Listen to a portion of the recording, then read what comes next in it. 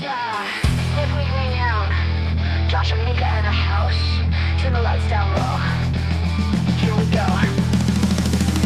It's Wednesday night and the frights come alive. We're dropping screams with the jokes on the side. Monsters, killers, ghosts in the dark, but we're laughing while we're watching, that's a trademark. Wednesday night frights, we set the vibe. Josh and Mika keep the horror alive. Chills and thrills with the beat so tight. Every week we bring the shadows to life. So grab your popcorn, lock the doors. It's Wednesday night frights, let's explore.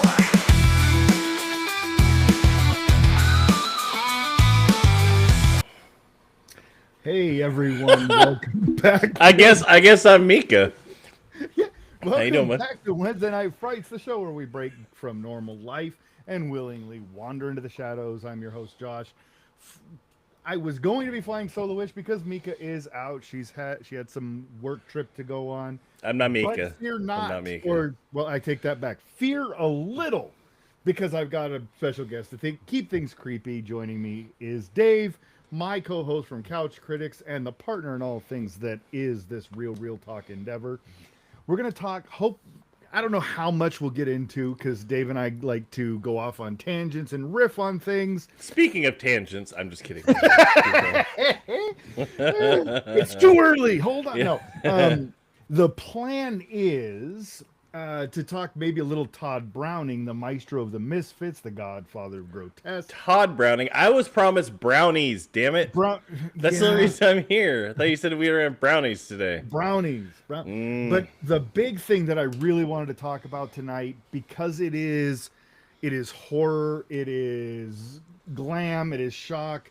I want to talk a little bit about Phantom of the Paradise tonight. And then if there is time left, maybe go into some Universal monsters and just kind of see how they shaped everything that we know of as horror, from the Halloween costumes we grow up and everything. So let's settle in, let's dive in, let's go into this, let's do it. But first, welcome in Dave. Thank you so much for last minute joining me here on. Yeah, of course, man. I came straight from work, straight to the studio. Straight to the studio. You say Universal Monsters? Is that like Gaddafi and Saddam Hussein? It's Hitler? Muammar, it's Edie. Okay. Universally, these guys are monsters. These are universally thought of as monsters. That's what I thought. That makes John sense. Wayne Gacy. John Wayne Gacy. They're just monsters. Terrible people. No. So it is Wednesday Night Frights on a Thursday, because Mika and I always say this: horror doesn't follow time frames, so this happens when it happens. Horror also doesn't have a 9-to-5 job on the weekdays. Horror doesn't work for. Or else horror would be like, well, my nights are. Horror definitely does not work for a living. But man, this week. So real quick, for anybody who doesn't know, if you don't listen to our other show, Couch Critics, where Dave and I talk about movies, Dave knows horror, but he is not a horror aficionado. This is not horror, right? Horror. Okay, I'm sorry. Not horrors. I know both. I know both. He's familiar with both. He can talk at length. But Dave, I saw Pretty Woman. Just so everybody knows, tell us your big horror movie, like your most known horror. What is your favorite, like your go-to? Because Dave is very much a classic Hollywood guy. Yeah, I mean, for the most part, again, horror. I like any good film, Yes. but I definitely fell off, whereas a lot of people, especially in their teenage years, really kept going with the horror genre. I faded away a little bit. But anyways, like I was always a huge fan of the original Halloween, 1978. Like that's the big one. Everybody knows it. But that one, I don't even think of in the same category as a horror. It's more like it's a film. It's suspense. Yeah, it's absolutely. John Carpenter does this a brilliant thing with how he put that together. Like Alien is also not a sci-fi movie. It happens to be a really great suspense film set in space. No, and I think that's a great thing to point out. So when a movie transcends its genre and becomes a film, it's a different world. Because like you mentioned John Carpenter and how he did Halloween. It's the same thing when he remade The Thing from Another World as The Thing with Kurt Russell and all those guys. That is that is a great movie. That is not body horror. That's just a great film. Right. Yeah. So, and I love how that's what I like about talking. I mentioned in the opening Todd Browning. His Brownies? movies are God damn so it. good. They have it. They are horror in that they're atmospheric. They're not horror in that they're overtly scary. They're over 100 years old, so there's not a lot of gore. There's not a lot of that. Yeah, It's and I don't. I mean, you think if you recommended the Mystic or something to a horror fan now, someone who loves Candyman, Farewell to the Flesh, is that the right? That's the title, isn't that's the it? sequel. That's the sequel. So I knew that something, Nailed it. Nailed but if you recommended that, I can't imagine that the majority of people, unless they're film fans, but first, Yeah. would have the Um, appreciation because it doesn't yeah. seem, it doesn't Outside. play horror to me. I get that it No, it does. is And that's the thing is his movies don't play horror because even his Dracula plays more gothic romance right. than it plays horror. And I think, but I Dude, think what's in, Dracula. I'm sorry to interrupt you. yeah, no, you're I good. think the vampire genre alone is part of what turned me off Yeah, of so much of this type of film. I right. don't know why. I have such a lack of interest in. I saw an interview with the vampire in the theater. It was Yeah, fine. The performances yeah, were it was good, other fine. than that's the one with Keanu Reeves, right? With that really bad accent, like. No, that's Bram Stoker's That, Dracula, that's right. Okay, same. It's but hugely still, different. But anyway, they both came out within like 2 years of each other. But right. That early eh, '90s, right, and I was just I had such a lack of right? I don't Yeah, know interest. and I think that's why I like Todd Browning's Dracula because it's not a Right. vampire movie per se. Now, if you want a good vampire movie, obviously the original Nosferatu still holds up. I think that one you could recommend to a modern horror person. But like you mentioned, the Mystic. The hard thing with the Mystic is that it's more of a what we talk about. We love heist movies. This is a con man movie. Yeah. The Yeah. Mystic is all about fake misses. This guy he's tricking you. Right. It's a fake mystic. He doesn't really do anything. And I think but what makes this effective, what makes Todd Browning effective is, and we don't see this a lot with directors anymore, but I think you enjoy to some degree Rob Zombie, as do I, right? Maybe he's not driving you to the theater, but you I enjoy what he I does. saw House of Thousand Corpses. Is that the Yeah. first one? I Hmm. saw Yeah. that. Hmm. I unfortunately I think I took a date to it, and probably not a great idea. They are not First dating date. anymore. No, she was not. She was very unhappy with the film I chose, which I just thought looked good. And did he Yeah. do the first reboot of the Halloween movie? He did, He did. right? He did the Halloween and Halloween 2. He did his own version And with. I took a date to that too, but it was a guy friend I know. But anyways, and we both laughed at that because we just Yeah. thought it was So, cheesy and dumb. So your answer your question, Rob Zombie, I do respect the man. so the But reason, I think he's going for a certain type of film that yeah. is less appealing to Well, me. But I'll watch so it. with The House of a Thousand Corpses, The Devil's Rejects, those movies in particular, they are about the death of Americana. They're about the death of this world that is the carnival world, and that's what Todd Browning did so well. Is Right. he highlighted the world of the carnival?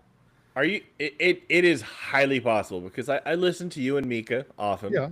and you both make strong points, and um, I might be only superficially viewing so many horror films that Sure. I need to look for the subtext that you guys talk about sometimes. And what I mean by that is like I'm not. I don't know. I mean, I'm a fairly dense person sometimes, anyways. Aren't we all? Unless it's really shoved in my face, like exactly what it is. Poetry kind of goes right over my head. Yeah. But I listen to you guys talk about different things that are being pulled out of these movies, and some are obvious and some are not. And Right. so, in what you're just saying, like, yeah, that actually is a good point. This is like a better movie than I remember seeing. So Right. maybe I'm not viewing it properly. Maybe maybe if he had as a filmmaker, Hmm. if there was an intent to have it about the death of Americana, right? Hmm. Then if he had put something more deliberate in there to Right. introduce that notion, and the cookie crumbs would have followed you all the way through. Yeah. Maybe I would have liked it more. Not that I didn't like it, but I would have. Right. No, and that absolutely makes sense. But and that's, I think that's where the highlight is here. That if you are a person that sees that through line and can find that in a Rob Zombie movie, then maybe a Todd Browning movie would be for you. Right. Because you can see this is a world where he obviously loves the circus. He in Freaks, in the Unknown, he loves this world. He treats the sideshow performers. He reveres the everything about it. It's part of his childhood, right? Like it's because that's what he grew up. He grew up in the circus life. Yeah. Right. It's the same thing I feel about horrors. I mean, I grew up around it. Me and JoJo Dancer. JoJo Dancer, my life is calling. Your life is calling. But I mean, but I love Todd Browning. I love his movies. I've seen a lot of them. I just don't know if I think of them in that same category of horror. But maybe again, I need to reevaluate my definitions. They that's the big thing is I don't know that they necessarily qualify as horror. They're by today's standards, but by a film historical standard, film historians labeling, they call them horror films. Yes, and I don't know. But like the unknown, is it better? Like, would the unknown be as good? Which is Lon Chaney. He's pretending to have no arms, right? Yep.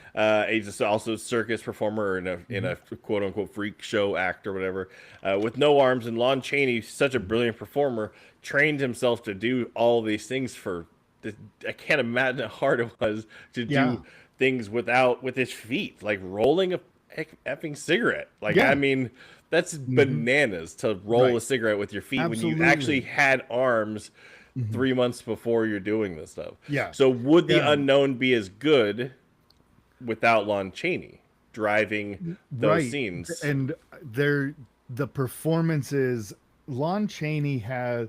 Well, he was known as the Man of 1,000 Faces, but it goes way beyond that, right? So, speaking of the unknown, the unknown also stars a very young Joan Crawford.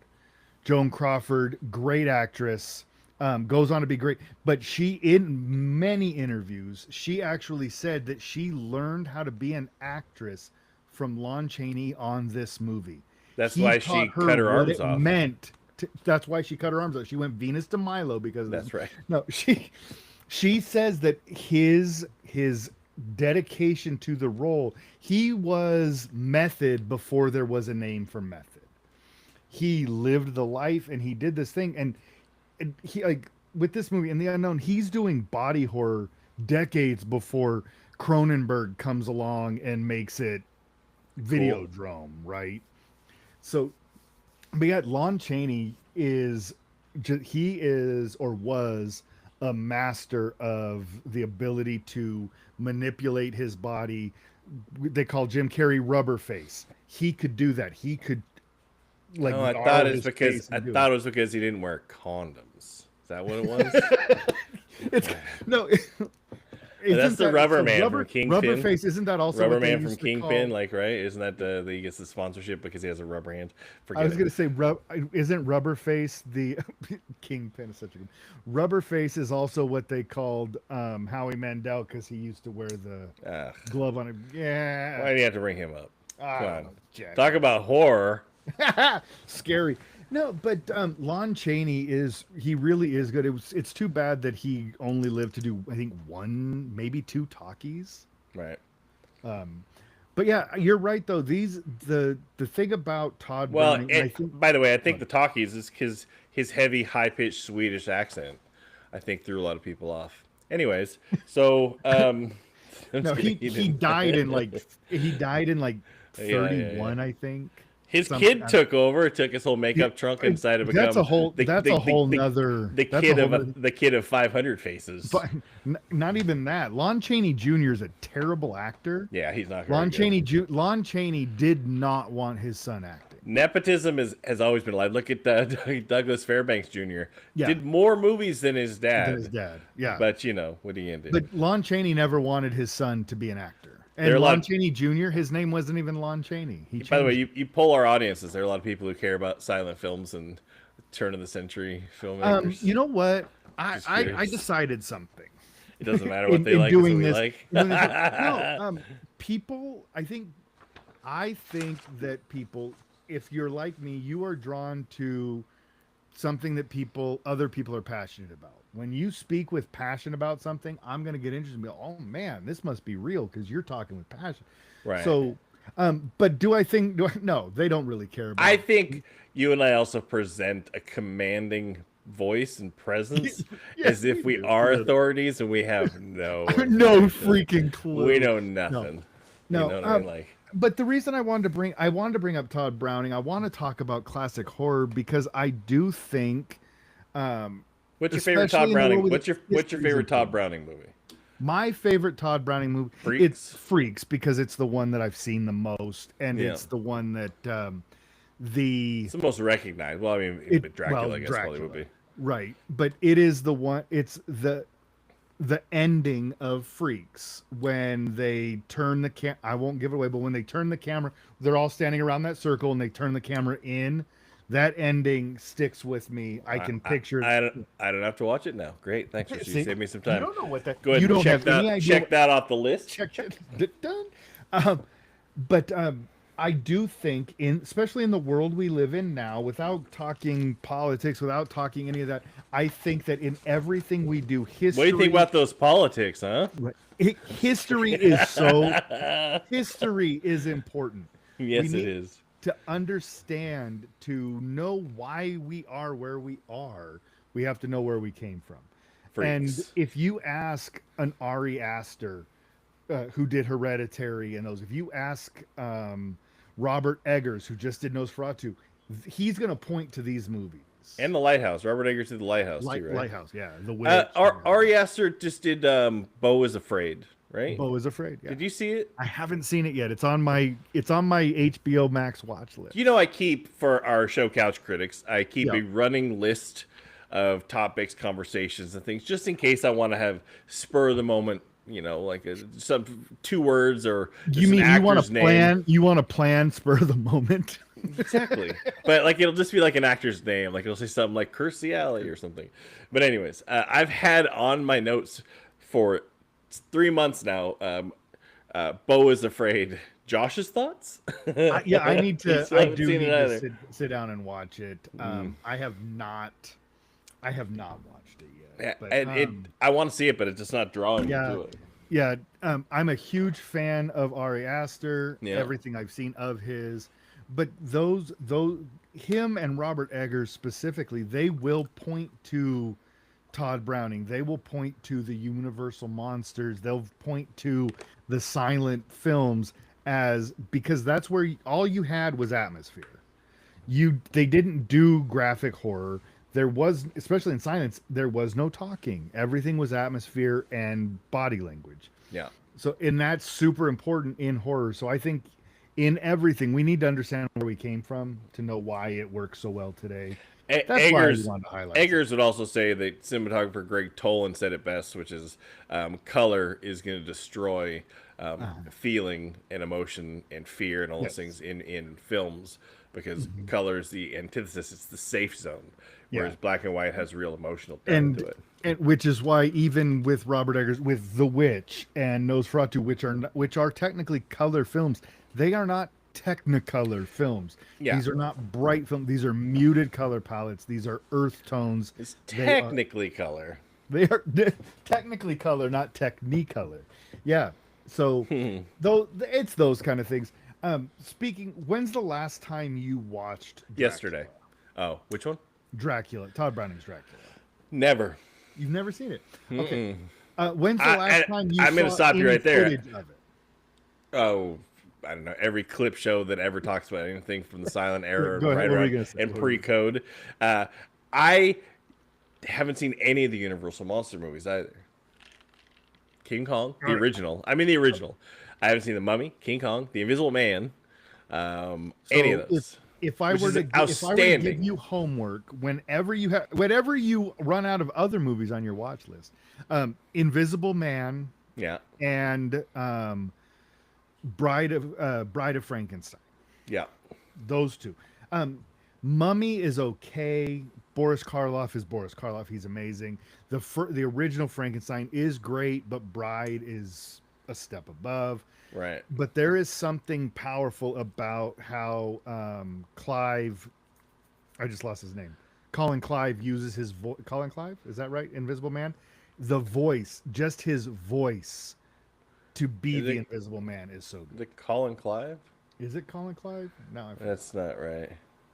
Anywho, yeah, Anywho. it's not for not having interest in doing it. It always gets down to, oh, I'm going to watch him this weekend, and then either something comes up and I don't have time to watch anything, or Right. more often it's like, oh, you know what I really want to watch, and then I just watch My Name Is Earl over and over and Oh, over. yeah. So I'm actually getting ready. Um, I'm getting ready to rewatch Scrubs as a side because Hey, when's that reboot coming out? they're Like filming the it right now. That's yeah, why I want to watch the show.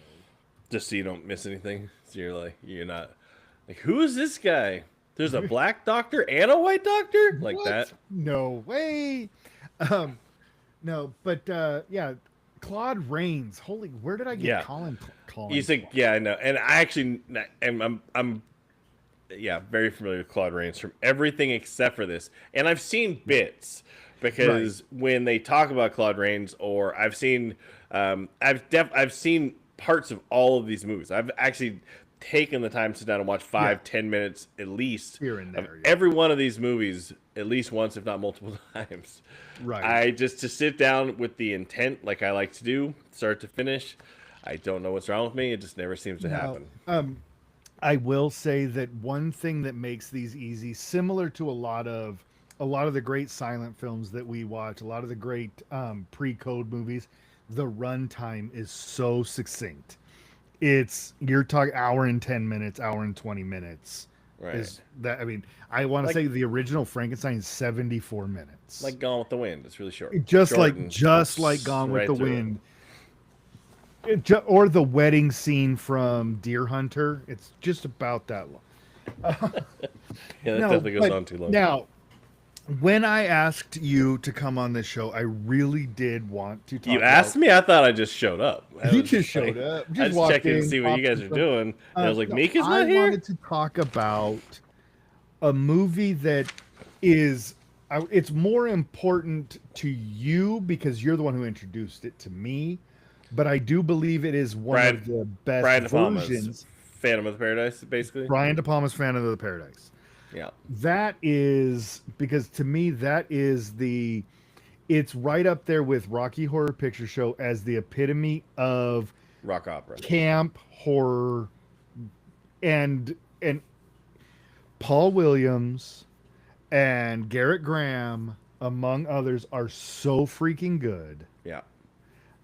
That's what I wanted to talk. That was really what I wanted to talk about. Yeah. That's what I was excited about. I obviously grew up on it. My dad, who didn't always have this very great taste, like he did own Jim Neighbors records, like legitimately watched Gomer Pyle and had Jim Neighbors albums. So Yeah. but he also had the Phantom of the Paradise soundtrack and introduced that to me. So you take the good with the bad before God rest his soul. But Phantom of the Paradise, it was kind of like a household thing. It was we watched it. Nobody else. I as a kid stuff I would tell other kids about it. Of course, none of them knew what it was. No. And it went like for years and years and years, and nobody had ever even heard of it, which I thought was strange because it's Brian De Palma from the 1970s. Yep. As a kid, I didn't like the music. Now I like most of it. I like the whole movie. It's really clever cross between Phantom of the Opera, Faust, Yeah. and the Picture of Dorian Gray, right? Or the Yeah, it definitely Faustian mythology. It's got the picture Dorian Gray where the character never ages, right? and Has his age is tied to the physical copies of Yeah. his image that he can't let anybody see, much Right. like the painting in Dorian just like Gray. the painting locked away. Yeah. Yeah. But anyways, I just I don't know. I was always it just seemed different than other stuff. It's funny Right. now. I think I've told you this on the other show many times, but I watched it so much and it reminds me so much of my dad, who passed a couple of years ago now. But when it plays, I usually start crying and can't watch it anymore. Right. So yeah, and I'll I find time. absolutely get that. I Yeah, absolutely. right from the There get is go. something that Brian De Palma does so well with this movie, and you don't see it a lot. But so we love Garrett Graham. We Garrett are Graham. unabashed Hey. as he holds up his beef cup, and I have beef behind me. Beef comes across in this movie initially. He is portrayed as maybe he's a villain, but he Right. never is. And there's a really, it's just really good filmmaking. It shows you what De Palma will become when he goes on to from Carrie to Scarface to the greatness that even blowout Blowout. blow Dress to Kill. Dress to Kill is a great one. But in He this had a movie, moment. He had a run there. he did that That late 70s, early 80s yeah, he was was killing it. He was really killing it. but I like how in this movie you mentioned the genre mashup because it is horror, it's glam rock, it's satire, it's Faustian mythology, it's Dorian Gray. It is this huge mashup of everything.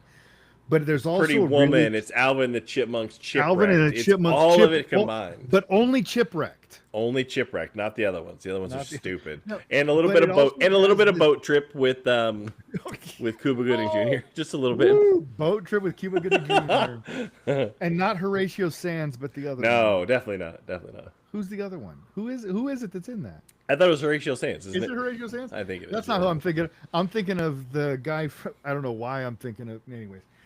But it does it's a great what I like is it's this great industry critique of the music industry, of which in the coming years Paul Williams will become one of the most important songwriters Yeah. of the later 70s and into If the you need 80s. proof, watch Bugsy Malone, where all the little kids Well, use So- their voices until they sing, and then it's dubbed over by adults, and they play gangsters. if and it's you hilarious follow, and disturbing at the same time. Go ahead. that is true. But if you follow Couch Critics or Real Talk, it's Real Talk where on all the socials. And if you If you don't follow follow us us, on the Couch YouTube- Critics, what's wrong with you? Come on. If you're not Seriously.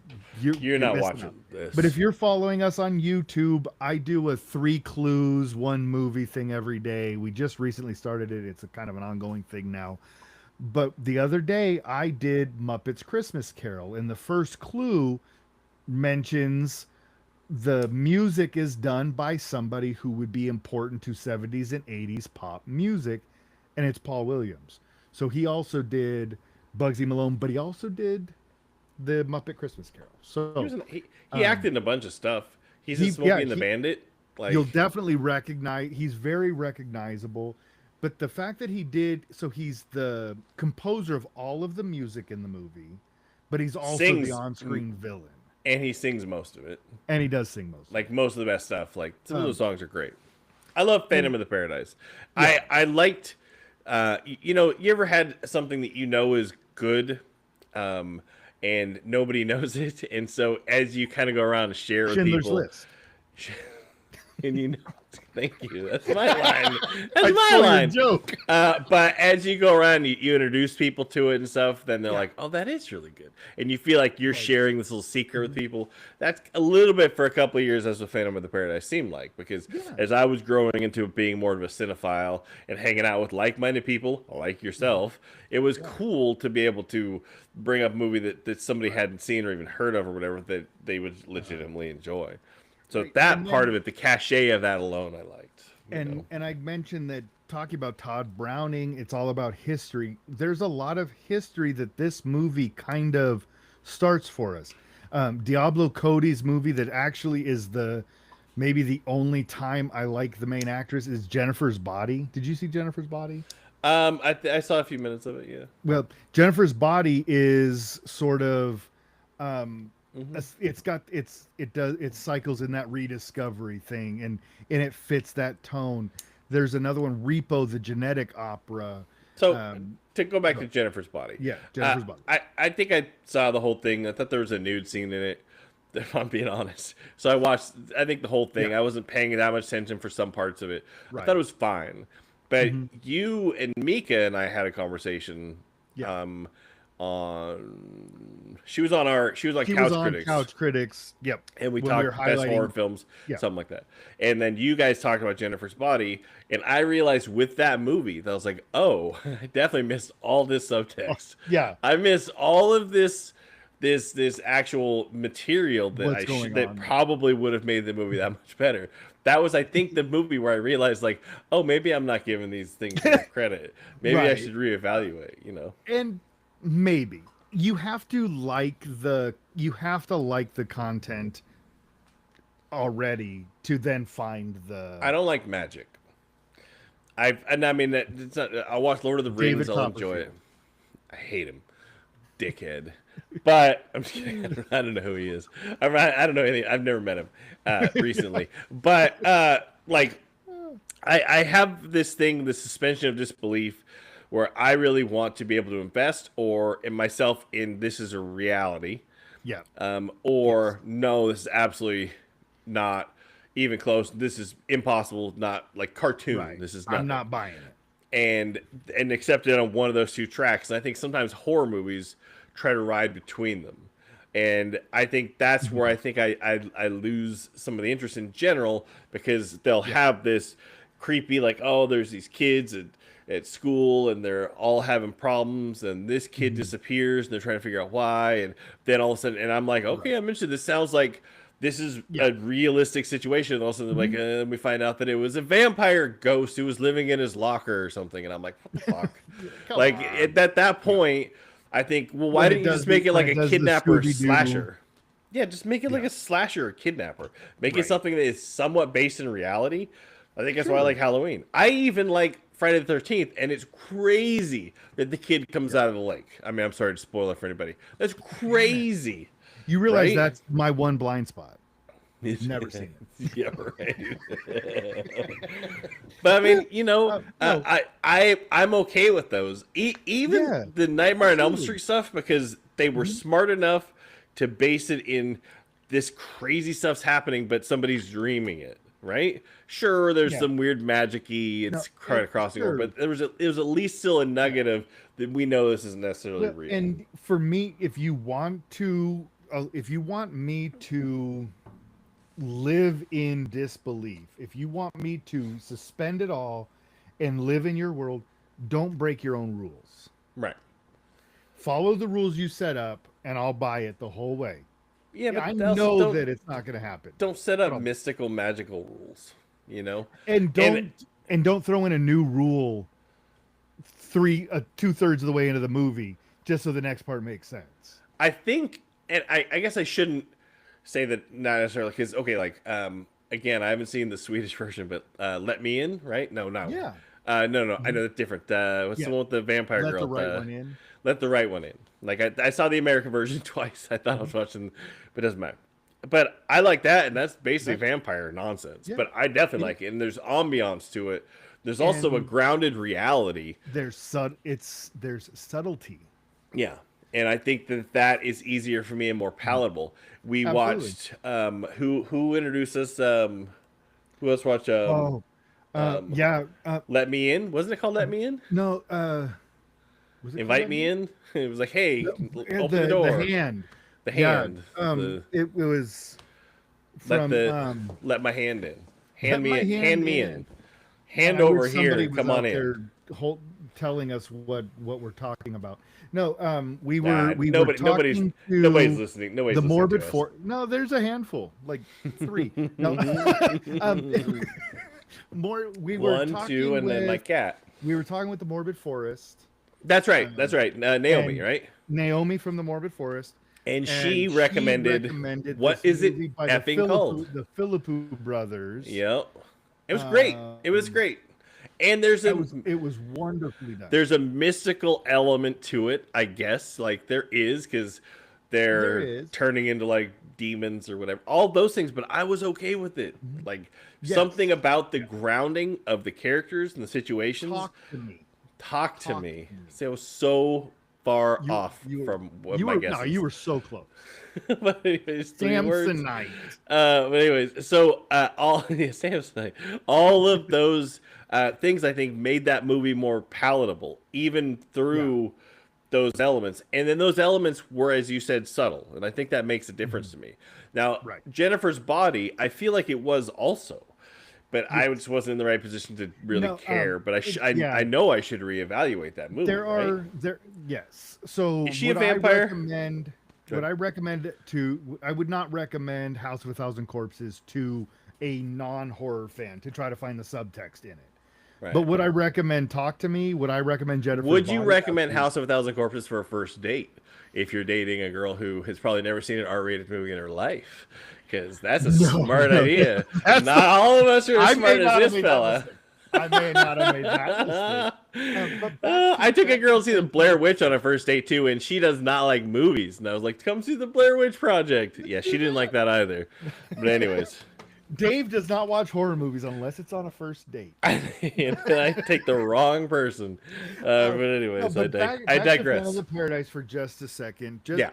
Because I want to highlight real quick Beef, Garrett Graham.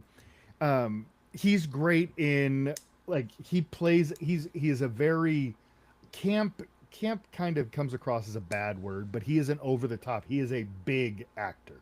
Yeah. He plays larger than life. He's great in Used Cars. He's great in Chud 2, Bud the Chud. He was great on Parker Lewis. Whatever. He's also subtle. He doesn't have to play big all the time. He's in Seinfeld, and you wouldn't know it unless somebody told you he's the clown in one of the episodes, and he's playing it very, very low key. Or he's in Parker Lewis Can't Lose, and he's playing that one very low key. Principal. Yeah. He plays Beef over the top and chews the scenery.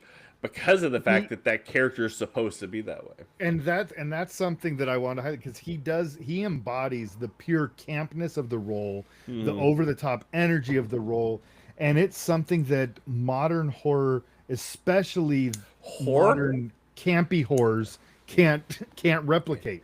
How do you replicate what? Because you need that character. That character serves the movie so well, and it's needed to make that story work. Right. It's the same thing that like Meatloaf does in Rocky Horror Picture Show. I thought you were gonna say in Fight Club, and I was like, bitch tits. That too. Bob with bitch tits. But anywho, shout out David Fincher. Shout out David Fincher. Yeah, we love, unabashedly, we love Garrett Graham. Yeah, and Phantom of the Paradise. And Used Cars, and quite a few things actually. Right. And apparently, Todd Browning and Brownies and The Invisible Man, and we like a lot of stuff. That's okay. So that's funny. I wanted to get back to this. Brownies. You are not a fan. You're not a fan. You have not watched the Universal Monster movies. I've not, and I as a cinephile alone. Even if I detested the notion of them, I should feel a little, not shame, it's the wrong word, because don't yuck my yum, goddammit. But I should feel a little bit of a hole, and I do. I feel that little hole in my heart, or in my knowledge of film. But I see the thing is like I've seen so many variations and versions. I don't know that I'm missing any of the story, but I'm missing, and I've seen enough cinematic film documentaries to people talking about it, so it's not like I'm gonna all of a sudden be shocked at Bela Lugosi's performance because I've seen 1,000 clips and things like that. Do you know what I mean? And you've seen it parodied a million times. 100%. And Keanu Reeves and Bram Stoker's Dracula doing the best accent I've ever heard, like all of those things. So good. So I just know that I need to see them because they're pivotal to film in general. And that alone warrants. I watch silent movies that are not very good. Like I watched Joanna and Liz, by the way. You watched it? Last week? I did. I actually loved it. Mary Pickford's amazing. I like her. We'll talk about that on Couch Critics because it's a little less hoary and more horror. But I liked it. And it definitely is because she is hot to try. I liked it. I didn't love it, but I wanted to going back to Freaks for a second because we both seen Freaks. Do you think that Freaks is not that it could ever be made again today, but do you think they changed the title? Is more it'd be like the Black Eyed Peas. They'd be like, "Let's get it started." You're like, okay, we'll just all pretend like you didn't have a different name for that song. Yeah. It was always called this or Yeah. whatever, you know. But do you think that a story like that is maybe more relevant today? I didn't see Nightmare Alley. You saw it I though. love. Yeah, I saw the extended black and white version that he did. Yeah, you told me that, and I was a little jealous. I've never seen it. I want to see it. It's of course on the Streaming list. now Like, on Hulu. so you should watch is One Battle After Another because it's the best movie I've seen in 5 years. I But gotta watch it. I gotta. anyways, that movie, does that cover the sideshow circuit at all? Oh yeah, very much so, very much so. And But it's it deals different with because it's not the focal point. I'm assuming. no, it's so Is Bradley Cooper you're look- one of the freaks because he's so attractive? 'Cause right. he's That's so exactly damn what it good is. looking. No, I thought so. I so thought so. I got a Beauty and the Beast story for you too. But first, Shape of Water is very much a continuation of Creature from the Black Lagoon. Right. Nightmare Alley is very much a continuation of Freaks. Right. They live in that world. Right. For sure. But the reason I was asking the modern relevance of Freaks because society is so much more attuned to the ethics of representation. Are you saying I'm sorry to interrupt you. Are you saying a modern version of that story told in the now, or No, a I'm modern saying film made of you- that time?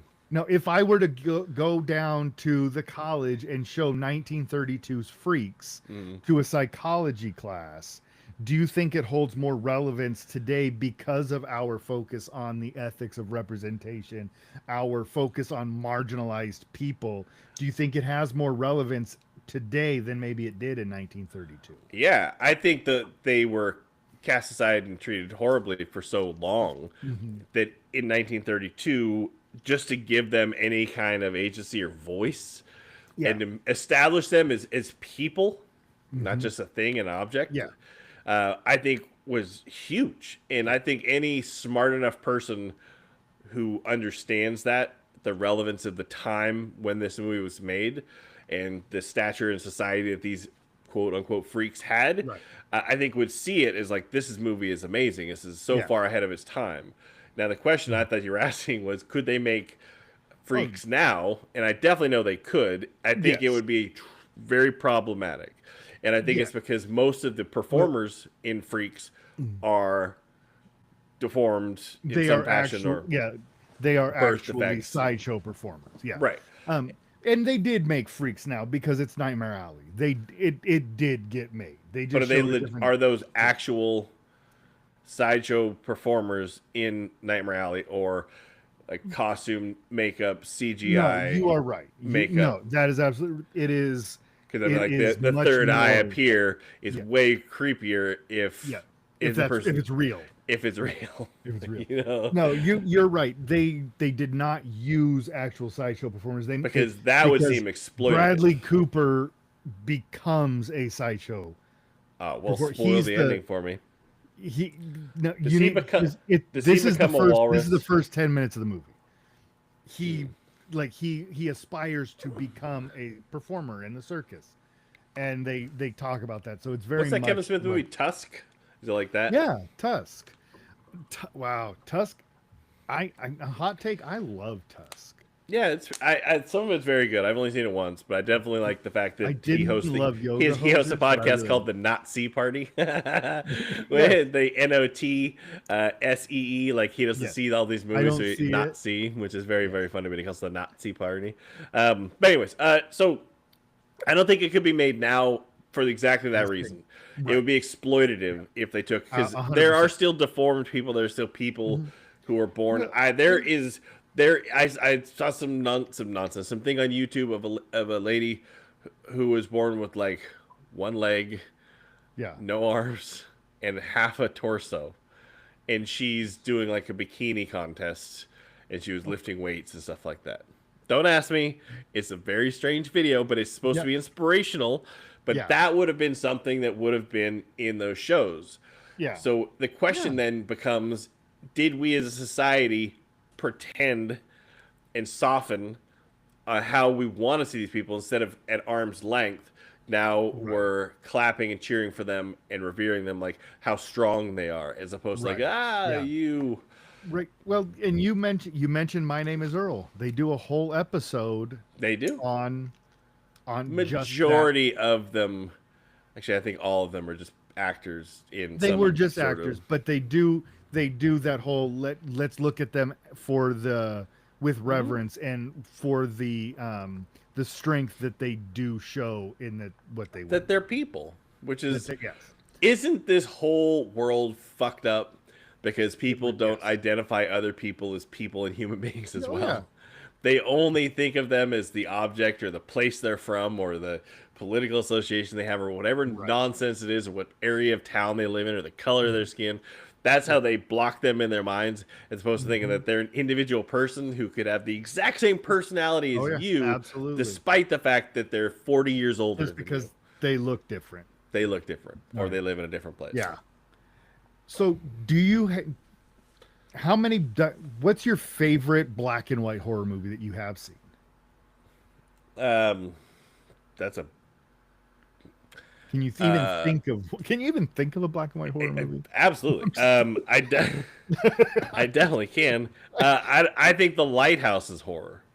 Yeah, no, the Lighthouse is that Um, I, movie will mess up your head. I liked Hereditary. That is black and white, isn't it? It's Or no, The blue. Witches. The Witches, right? No, Didn't The we talk Witch about is that? muted. It It's doesn't. muted. Don't you remember it being black and white though? Because isn't everything gray and Black Phillip. and yeah and No, the reason I ask is because I honestly believe that the original 1921 Nosferatu yeah. is still just as effective today as a horror movie. Max Schreck as Count Orlok is absolutely terrifying Yeah. to the point that for decades the rumors around Hollywood or around film was that he really was like a vampire or something. Like Max Schreck didn't exist, he just was Count Orlok, and that it was a lie. I'd like to be in that meeting where they're like, "These guys are real vampire," and the guy's like, "Shut up! No, he's Just not." It's just, But shut up. if you like the idea of Max Schreck as a real vampire, there's a movie that came out. Elias Merhaj directed a movie called, oh crap, I can't remember. Are you speaking in tongues? What is that? Yes, I Elias? am. I don't Yes, know I what you just am. said. Elias Merhaj. He's a director. He has not done a whole lot Oh, that you guy. you'd ever know of. But in 2000, he did a movie called Shadow of the Vampire, starring John Malkovich, Willem Dafoe.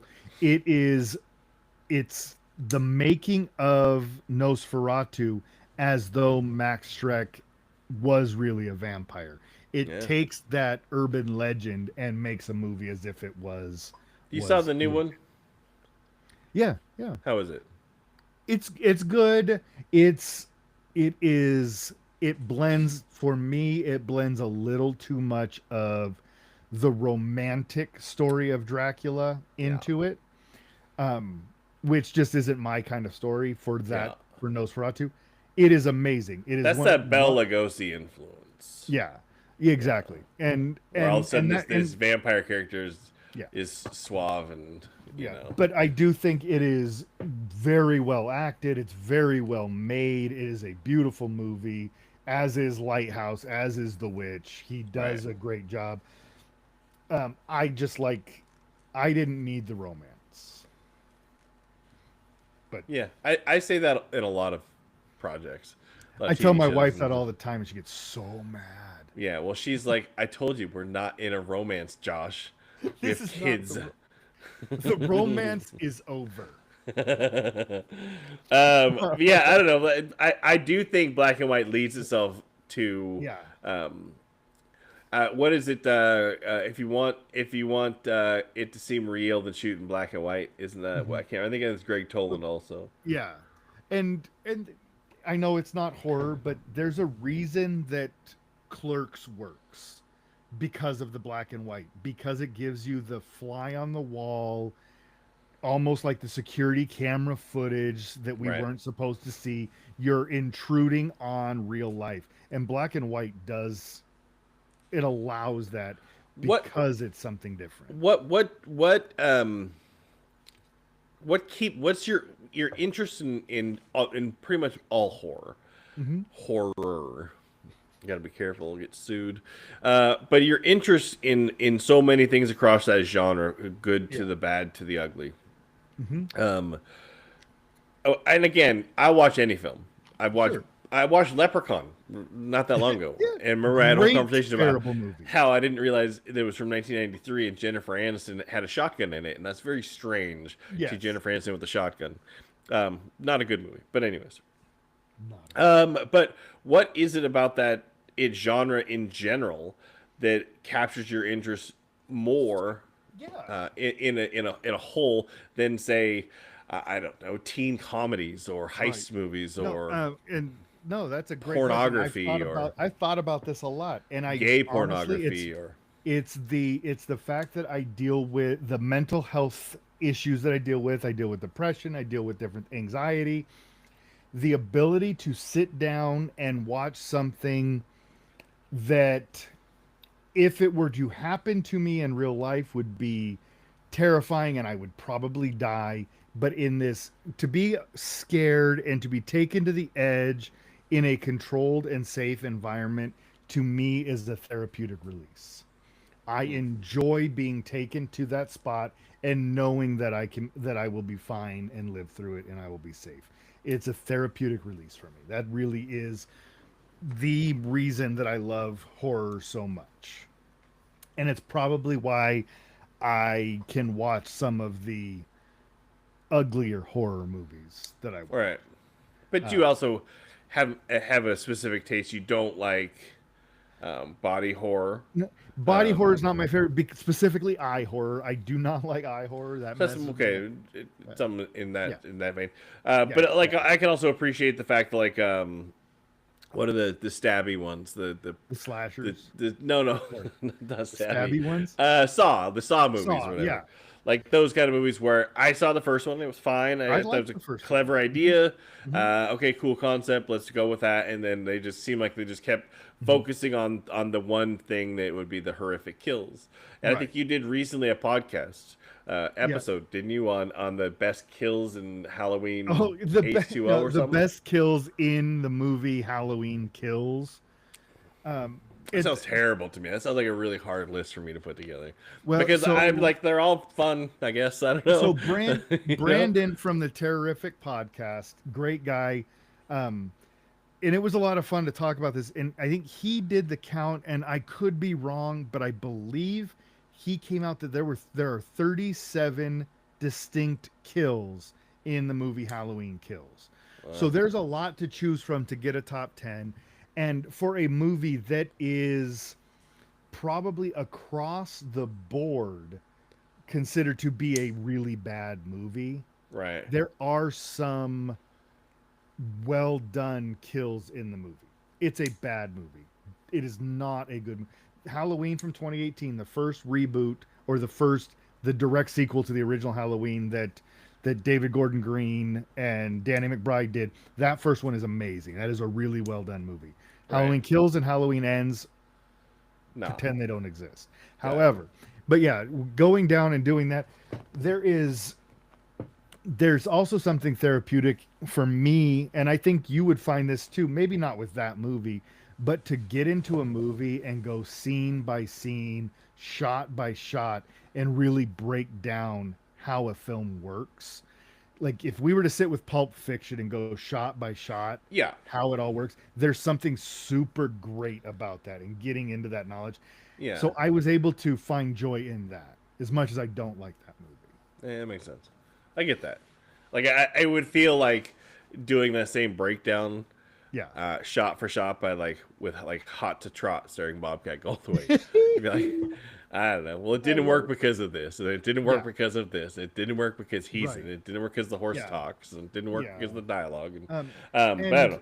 and we have never been shy to talk about how much we don't love Roger Ebert. because he wasn't because he would yuck your yum. He would tell you you're wrong for liking Well, something. you're wrong. I'm telling you just now. I'm You're telling wrong you, you about just all are. that. But he did this thing around Sundance every year. He would go and he would do like a course at a college where they actually went different movie every year, but they would go shot by shot, like like frame by frame, talking about movies. And I really do think that the fact that he could break down a movie in that way, Yeah. to me, I like that idea of writing. It depends on the movie. Like I've been doing a Right. lot of I've been Sure. watching a lot of docs and things on cinematography recently. Yeah. Like it's been all over. I think I sent you a really great You did. cinematography thing, Yeah. which is really worth watching. But I'm About watching a the bunch of the them. show Adolescence. Yeah, it just is one example. This Yeah. clever way they did some of the stuff, but breaking down the cinematography of things like the Brutalists and things like that, that would make more sense to me. Like, why did they use five Sure. different? They use five different types of cameras in the Brutalist, the VistaVision Yeah. all the way to like Betamax and 16 millimeter. Right. Like they were using that for different. They have a different reasons. Betamax camera from Right. one point. So like, and all I that would stuff. In. I would love to do that to a movie like a Big Lebowski. Yeah. Because Big Lebowski it is not a straightforward story. It And is the a very Coens are nihilistic intentional. move. They're Yeah. very intentional. There's That's nothing the that's kind like of movie. Yeah.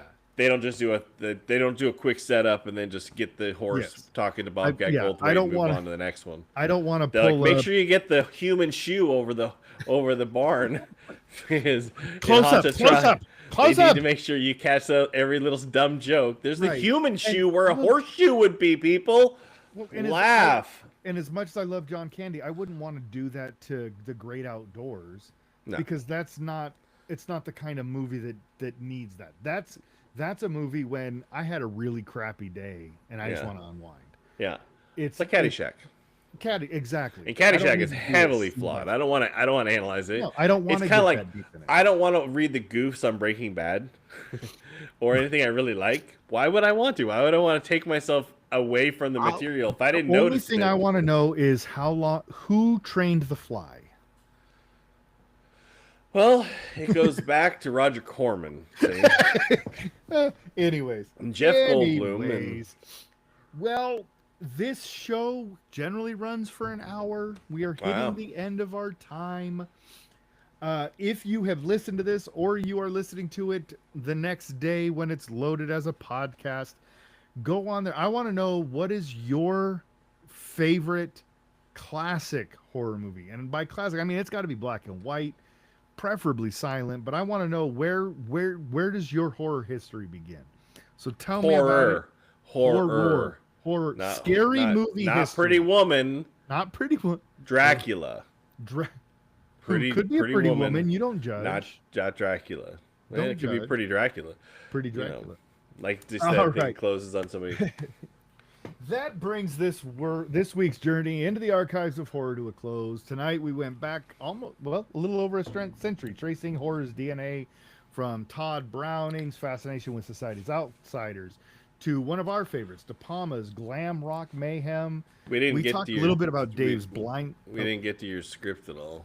We didn't. No, it's an outline to keep me on track, Dave. Just I kidding write with it you. so I know that I get it all Oh, in. you're crazy. You know I can't read.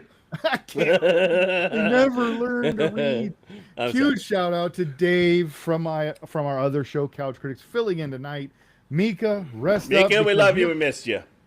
You're coming back next week. We're dragging you right back in. We're going to get back to talking about It, Welcome to Derry, getting Oh caught my up God, on you all have of got to that. have some very disappointed people who are like, "Oh, I want to hear him talk about it." And they're like, "Who's this fat fuck?" Who's this Sorry, dude, right? I shouldn't swear. If you're watching live, don't go anywhere. Hit the follow, drop a like, send this stream to a horror fan in your life. And if you're listening later on the podcast, rate, review, and share the show. It helps more than you could ever know. And hey, keep the classic films alive. Rewatch them, talk about them, argue about them, because the monsters only fade when we stop remembering them. But I'll see you next Wednesday, not Thursday. Until then, sleep tight, stay spooky, and whatever you do, don't let the Browning